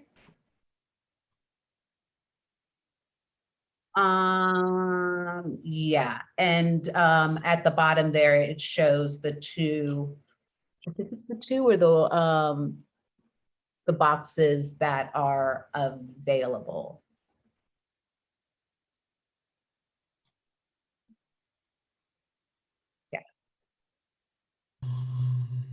So those are the 2 boxes in this picture that are available for the Gene Autry neighborhood to be painted. So, oh, go ahead. Yeah, just a question, if I may. So all of the previously approved boxes and the budget, all of those are accounted for. So this proposal is indeed a separate proposal for 2 boxes in the Gene Autry neighborhood, $700 each, so a budget of $1,400, which we have to approve, which now has to go to council for approval. If that's the process of council approving it, yes. David's But nodding his head. sure about that, since they consider these traffic boxes. I don't know how the approval process. Well, I think based on what Commissioner Pritchard just stated, that all the boxes approved by City Council, and it looked like each one was individually approved, although there were groups, are the boxes that were approved. And that these appear to be additional boxes in addition to those that were already approved. So procedurally, it would be the commission voting to approve them and then the council approving them, even though it's such a small dollar amount. It's the changes, commission, that you are requesting be made to the city council and to the ordinance have not gone through. So we're still working with the existing rules. Would require city council approval, just like the staff report you saw earlier in this presentation. Okay, so I would like to propose a new proposal, this proposal for the 2 Gene Autry boxes. If I could ask the commission this evening to vote to approve these 2 boxes to be painted for the Gene Autry community. And the budget is 1,400. Can Can I ask one question before, just about the funds? So in your request, it was changed on the agenda from what I had given them, but you had wanted a $500 fee for the artist and $200 for supplies. So if anyone's going to make a recommendation on that, we just have to take that into consideration. If you're doing a 700, the way it's written up is that you're giving a 700 artist fee, and the other project, the artist fee was 500. So I don't know how you want to, a commissioner had asked me that, so I don't know how you want to answer that.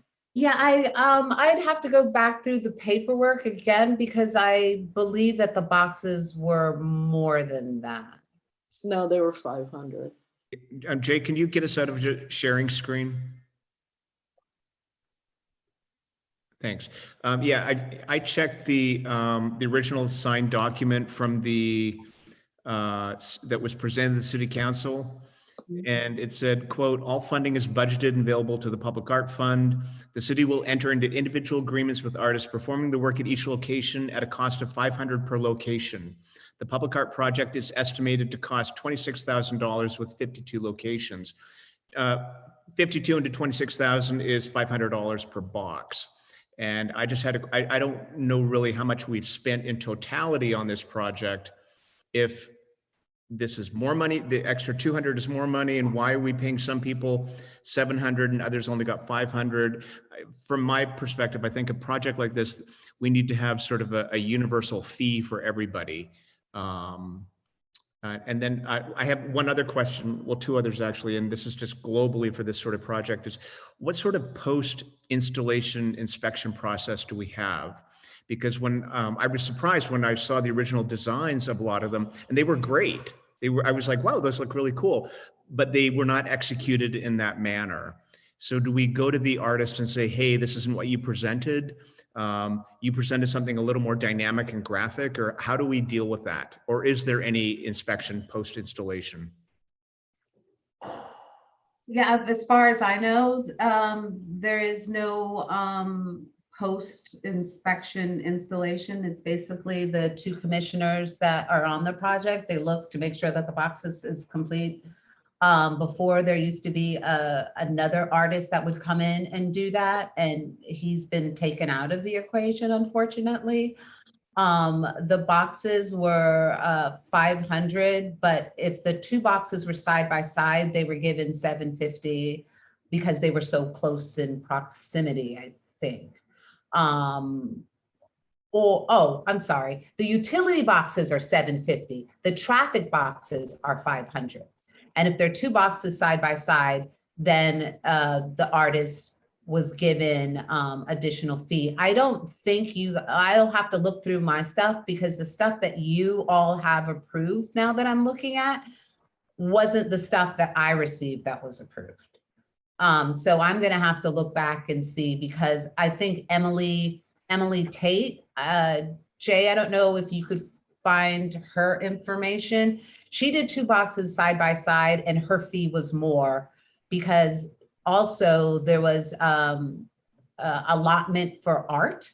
I mean, not allotment for paint and allotment for, and that was where the $200 came in. It was to get supplies, and then that other artist that was supposed to paint and seal the boxes, that was kind of to like, that's how it was done before I understood. did we pay, did other artists get some, Emmeline was paid $500 because I'm looking at the spreadsheet. Right, and that spreadsheet's wrong, and that's what I'm. Madam Chair, let me start my video. I'm happy to chime in here. Yes. Oh, great. Thank you, Cindy. And forgive me, I'm trying to do some work while I listen. So I actually can tell you what we've paid so far. Commissioner Favo is correct. We've done 8 boxes. We have spent, it looks like $5,300 on those 8 boxes. Most of the artists received $700 per box, and that is an artist fee of $500. And it looks like we were invoiced for $200 in materials. I think the most recent was for $500, but the majority of the other ones are for $700. Thank you. And the reason why the last box was $500, because that artist did another box that was larger. So she got a smaller amount for a smaller box, because that was the agreement going in. Like for Emily Tate, her 2 boxes were side by side, and she got that all those fees. And how much did she get paid, Cindy? She received $1,300 for her 2 boxes. For her 2 boxes was $1,300. Correct. That's what we paid her. So Tracy, to clarify, you said there's only been 8 boxes painted? Yes. Correct. That's it. 8 boxes. And then how much, Cindy? $5,300. And originally we had budgeted. We estimated, the staff report estimates the cost at $26,000. Okay. Okay. For the 52 boxes. Yeah. I have no problem with the $200. It just wasn't in the original proposal. And I just wanted to ensure that we didn't pay one artist more money. And, everybody needs to get really the same amount for doing the same job, particularly because this is it's a nice thing for the city. Well, it would be helpful for staff, certainly, to know what we will be expecting for each one. It's helpful for us to know what we need to pay. Because right. Could we get some of these, the work's already done, and we were presented with an invoice which we have to pay. Yeah. Well, it looks like I'm just running off the sheet that Sarah made, which obviously is not correct. Right. It says that let me just finish an my updated sheet than that. So I'm looking for it. Well, I'm just looking at the February 11th, what the council approved. They approved $500 for each location. So I don't know how we have now a $200 fee for supplies, and then other boxes are more. It's going to end up being more than this $26,000 by the end. So I'm just saying to keep that in mind. I think it should be completely consistent. Yeah, I think so too. When this project started, I didn't have all the people to help me with this project. I'm just looking at what the city council approved. They approved $500 per location. They didn't approve a different, a different price for a bigger one, a smaller one. They didn't approve $200 for supplies. So hence where my frustration is, because when I was doing this project, we had another person on staff helping me with this project, and they didn't execute everything they were supposed to do.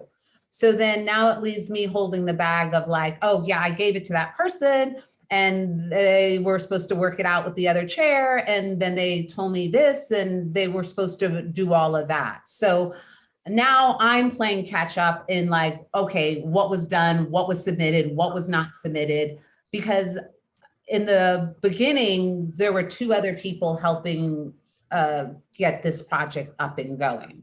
And then those 2 people were taken. And then now it's all disarray. I would love to get it back on track also. I would like to find out from Cindy, with all the boxes, with all the monies that have been paid, have those monies amounts been consistent with everyone except for Emily, because she did too?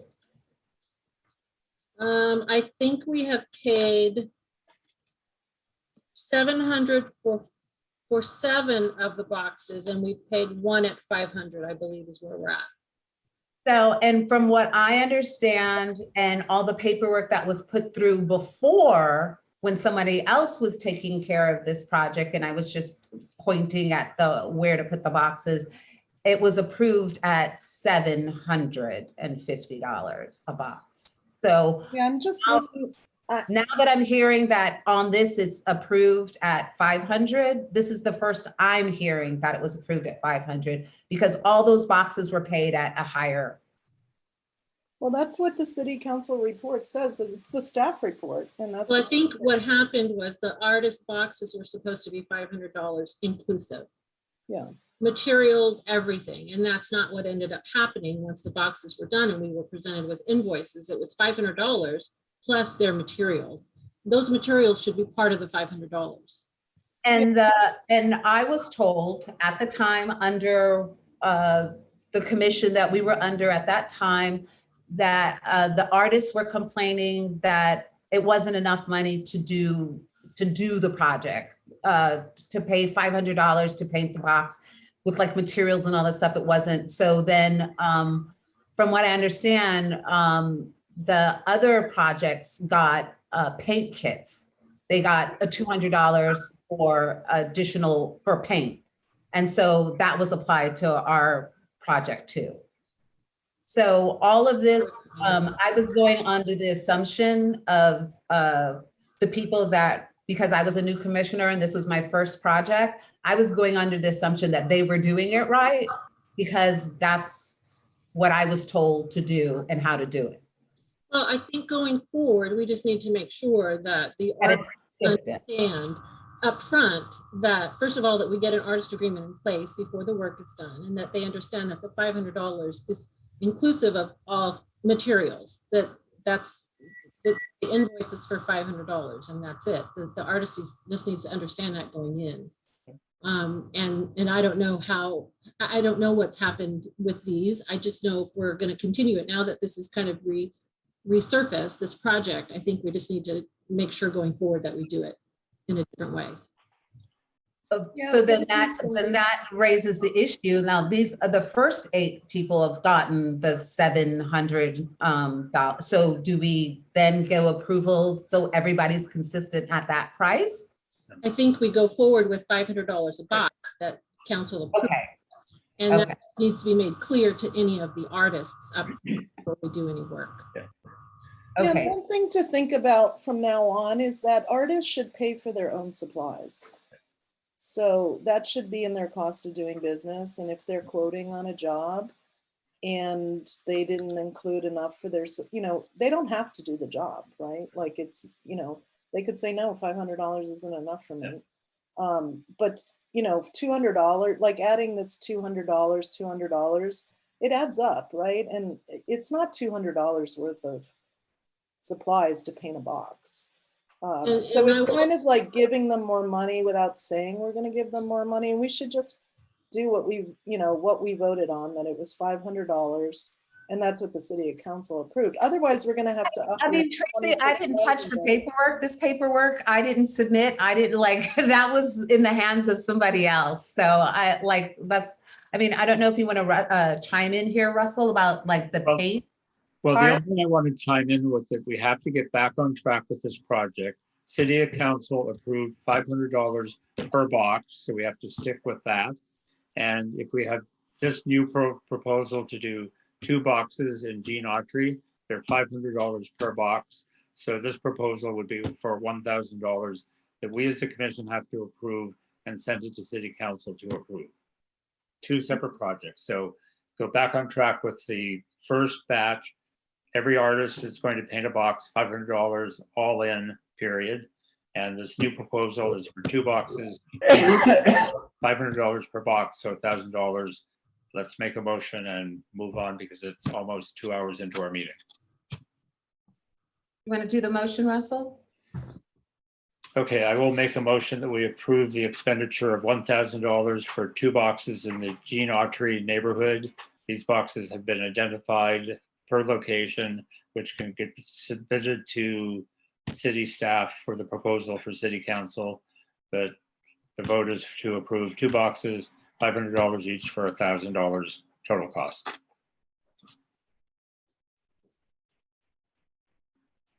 Do we have a second? Do you want to second your project, Shonda? Oh, I didn't know I could second it. I thought I had to wait for other commissioners to vote in. I didn't know I was allowed to vote on my own project. Well, you can second it, yes. Okay, well, I second it. All in favor? Aye. Aye.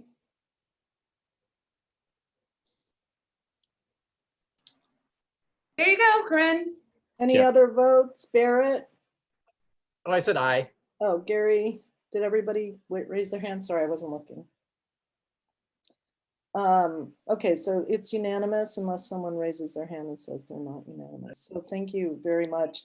And if someone could, if someone wants to help Shonda on this project, it would be great if one of the commissioners wants to step up and help her on it. It would be great. So just reach out to Shonda. Yeah, I will do that because it's a very similar project to the benches. So I will get into, well, Sean and I are going to have lunch. We'll get this back on track. Okay, thank you. Thank you, Russell. Russell. And thank you, Shonda. Hopefully that will help as well. So. Yeah, project, when it was submitted and all the information was started to go to Cindy, then like, I mean, I didn't write up all that information and send it. So, I mean, I just want to make sure that is consistent from here on out. And I am worried, and I'm proposing this question to the entire commission, is that enough money for an artist to paint a box? Is that, oh, from the 8 boxes that you saw, do you think it's worth $800 or $700 or $500? Is that a respectable amount in this economy to give an artist to paint a piece of work? That's all I'm asking, because before when it was brought up, and then I don't know how it was written up and it was put towards Cindy that these additional funds came in. Do we know how long they generally spend on the painting? Sometimes they spend anywhere from 3 to 6 days on it. And at 8 hours a day? No, not a full day because it's usually too hot to paint all day. That was the problem with the project. It got approved in March, and then by the time it got off, it was like already June. So yeah, so it was just hot. And it takes more than 1 day. Like for instance, the dome that's being painted in Demuth Park, it's taken her over 21 days. And she would love to get it sealed, but that wasn't put into the budget for it to be sealed. But now 21 days of work, and I think that project, Cindy, was only like $1,500 or $1,200. I think we approved $2,500 for her. Okay, $2,500 for her, and it was 21 days of work.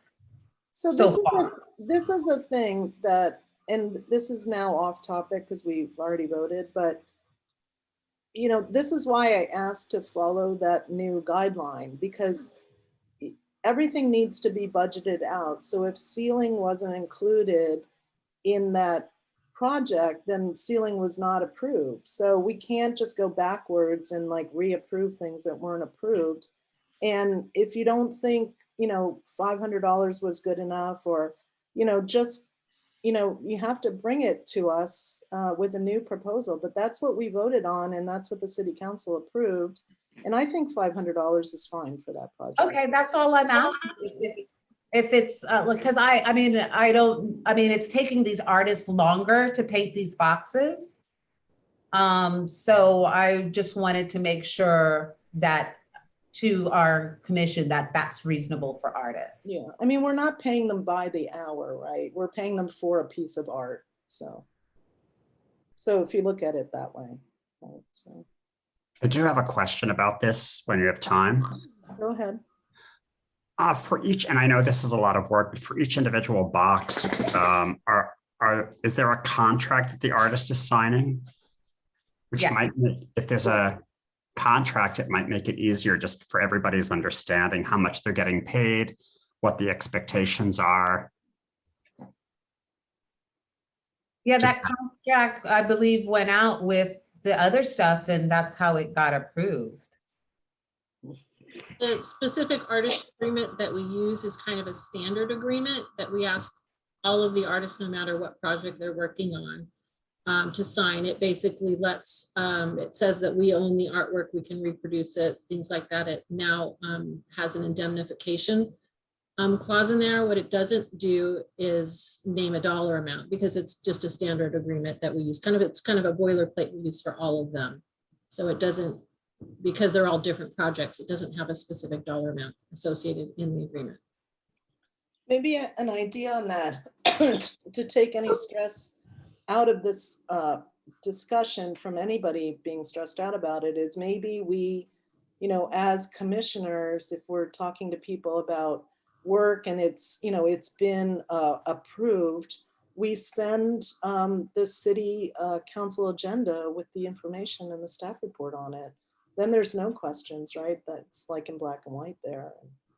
Then it takes you a commissioner out of, feeling bad that you don't think it's enough money, because that, then you put it on, that's what the council approves. So that's an idea. So I included that council agenda from February 11th when they approved the project. So that was the staff report for it, so.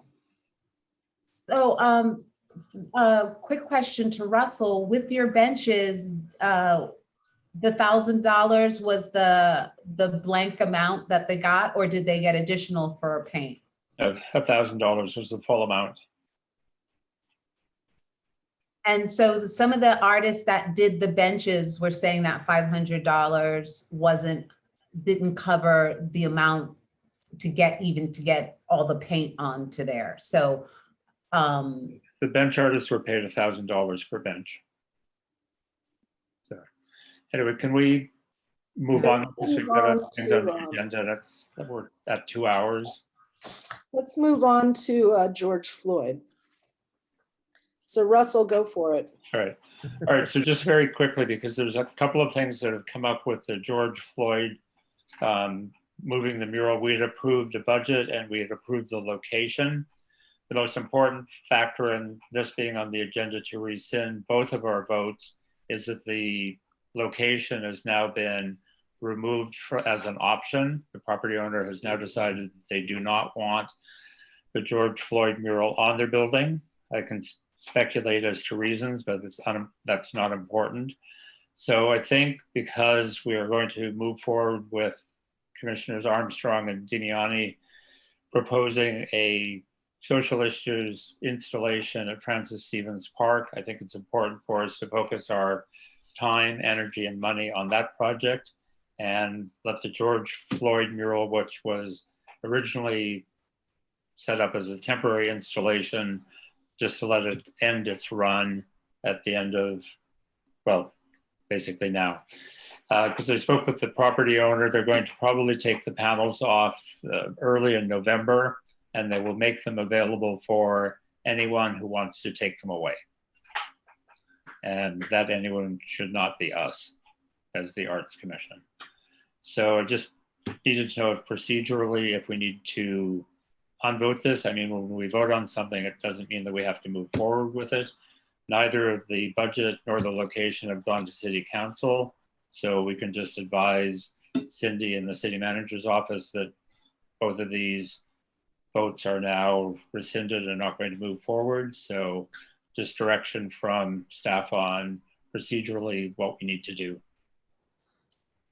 Let me just tell you one thing, just for to throw this in there. I was at the Main Street business meeting yesterday, and someone brought up to Jeff Coors what's going to happen with the George Floyd mural, and Jeff expressed desire to not have it go away. And someone threw out that maybe we had talked about putting it on city property, the parking garage, and he seemed interested in that. So that's just info that I was heard of yesterday because I was in on that meeting. Mhm. I didn't say anything at the meeting, so just letting you guys know. So I think I understand that you guys voted, and correct me if I'm wrong, I think you had agreed to spend $3,500 for the removal and relocation. Correct. So if you actually don't go through with that, don't proceed with that, you don't formally have to rescind your votes. You can certainly do that if you want to. And if at some point you decide that you're going to do something else, then you would just bring that forward and you'd have a new vote. But it's not necessary if you're not going to follow through and actually do any of that. All right, well, then I guess the question would be to the rest of the commissioners, being that we as a commission did vote on these two things, just to get a poll of, yes, it's okay that we do nothing, or we should do something. And let me just add, and then I'll stop. You may, because it's in the minutes and it's reflected, you may want to formally rescind it so that it's recorded in the minutes. And then if anybody's interested in what action you've taken, they would come back and see that you rescinded it. Right. That's something to think about as well. All right, so then should I make a motion to rescind both of these motions? Ask other commissioners if there's discussion, get a second, and move to a vote? Sure, and then the minutes will reflect that. Okay. All right, then I would like to make a motion that we rescind both of our previous Arts Commission votes, the $3,500 budget to restore and relocate the George Floyd mural, and the vote that the location would be 340 North Palm Canyon as the new location. So my motion is to rescind both of those votes. Is there a second? So what does the rest of the commission think? Just a question. Do we still have some expense though with the removal of the mural? Do we have what, sorry? There's going to be some expense still, correct, with No. removing it? No expense No. whatsoever. No. Okay. So the building owner will take it down and put it in the street? Well, he will let me know when they're coming off and make them available to whoever might want to take them away. So I have concerns with that. I don't think I would not want to see the mural destroyed. Is there any way we could put it into a storage area until the other mural or the other project is on its way? May I ask a question? Did the commission spend funds to pay for that mural? Was that paid for by the commission, by the city? $2,000. Then we would not want to give that to anyone. That would be a gift of public funds, possibly. So I would advise if it comes down that it's put in some type of storage. We have space here at our city yard where we could do that. I would want to get at least some clarification from the city attorney on what the appropriate way to do that is. right. So then we could arrange with city staff when the building owner is taking the panels off of the building, that a city staff truck would take it from that location to storage yard. I can certainly try to coordinate that with our director. of Okay. facilities. Oh, great. Can we put the city staff to remove it rather than the building owners? I imagine the city staff would be more sensitive. No, having discussed with the property owner, they will be very sensitive to it, and it's private property, so I don't think the city staff would be allowed to do that. Okay. Right, we wouldn't on private property. Yeah. One thing also to note, we haven't promised to do another George Floyd mural, like we've talked in, gestures and ideas, but that would be down the road. So I don't want to set expectations that something would, this mural would be renewed right away, because remember, the panels are, it's not the entire mural. Right. A third of the mural is painted on the building at least. So the panels are just part of the mural. They're not the whole piece of art. Any other discussion? Cindy, would you advise to have me revise the motion that would include having the panels taken to city storage yard? I don't know that you need to formalize that. Mhm. You're just rescinding the vote and the approval of the funds and the Right. relocation. Okay, I will second that for you, Russell. thank you. So do we have any other discussion? Then can we have a vote? Jay, do you want to do a roll call vote? Or I'll do a roll call vote. Christina, Thank you. Commissioner Lesniak, Yes. Commissioner Demiani, Okay, yes. Commissioner Armstrong, Yes. Commissioner Newkirk, Yes. Commissioner Pritchard, Yes, Commissioner Favreau, I'm gonna abstain from voting.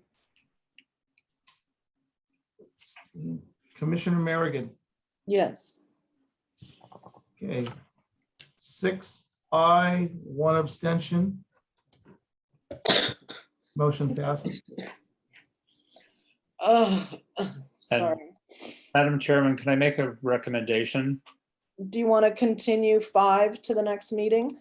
Yes, because I'm absolutely faint from hunger. You're still sick. It's 2 hours and 10 minutes into our meeting.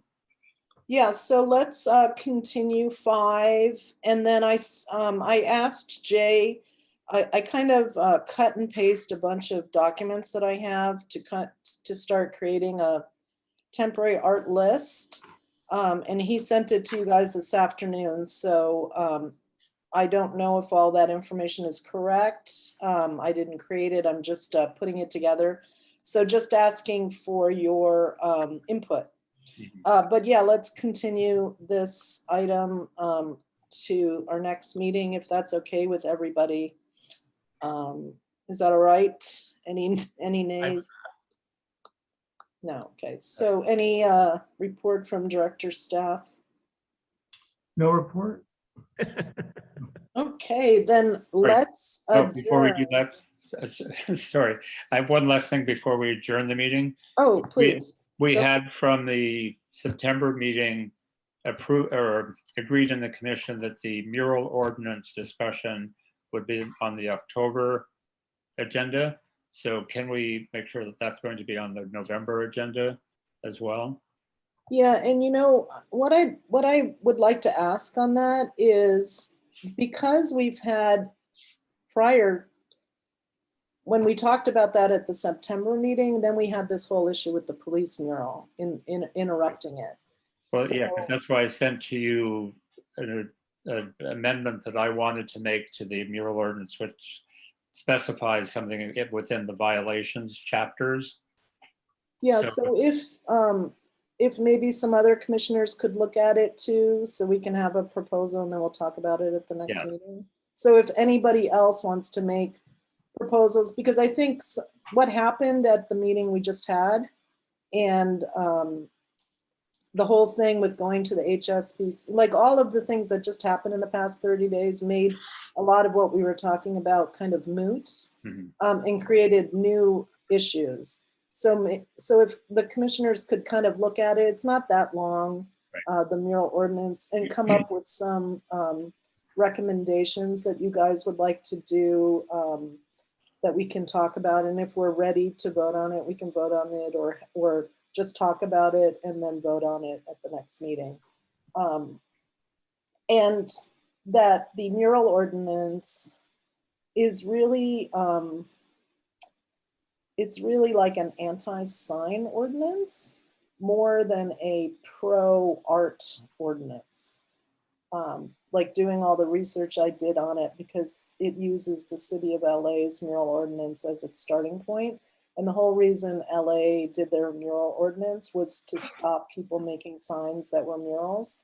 So in a way, I think we could think of the mural ordinance more holistically, to be more of like an art positive ordinance, with some strictures. So just think of that, you guys, over the next month or so, if you could take a look at that, and if people wanted to get together and talk about it together and make recommendations, that would be great.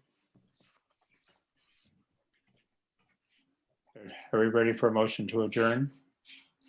Yes, who Yeah. wants to make a motion to adjourn? I would like to make a motion to adjourn this meeting of the Public Arts Commission to our regular scheduled meeting on Wednesday, November 17th, 2021 at 5:30 p.m. via teleconference.